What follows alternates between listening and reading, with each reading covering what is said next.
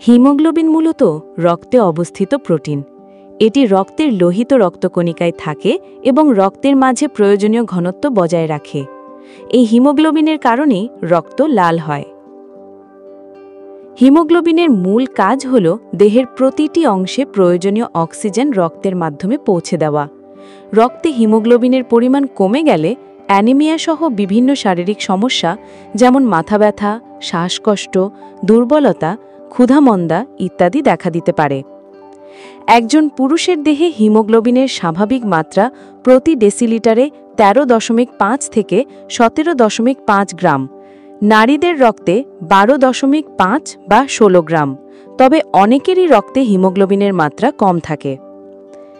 প্রাণীজ খাদ্য: কলিজা, ডিম, দুধ, মাংসের মতো প্রাণীজ খাদ্য থেকে খুব সহজে হিম বা হিমোগ্লোবিনের অপ্রোটিন অংশ হিম প্লাস গ্লোবিন তৈরি হয় এবং তার শরীরে খুব দ্রুত শোষণ হয়। উদ্ভিজ্জ উৎস থেকে সেই পরিমাণে হিম তৈরি হতে পারে না বলে প্রাণীজ উৎসকে বেশি প্রাধান্য দেওয়া হয়। ভিটামিন সি সমৃদ্ধ খাবার: ভিটামিন সির অভাব হলেও রক্তে হিমোগ্লোবিন কমে যেতে পারে। কমলা, লেবু, স্ট্রবেরি, টমেটো, গোলমরিচ ইত্যাদিতে প্রচুর পরিমাণে ভিটামিন সি থাকে। এগুলো লৌহ শোষণে সহায়তা করে, ফলে রক্তে হিমোগ্লোবিন বাড়ে।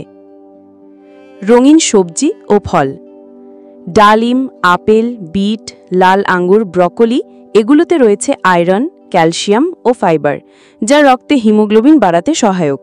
এগুলোর মধ্যে ডালিম খুব দ্রুত রক্তে হিমোগ্লোবিন বাড়ায়। সামুদ্রিক মাছ: সামুদ্রিক মাছ থেকে লৌহ পাওয়া যায়, যা হিমোগ্লোবিন বাড়ানোর জন্য খুবই উপযোগী।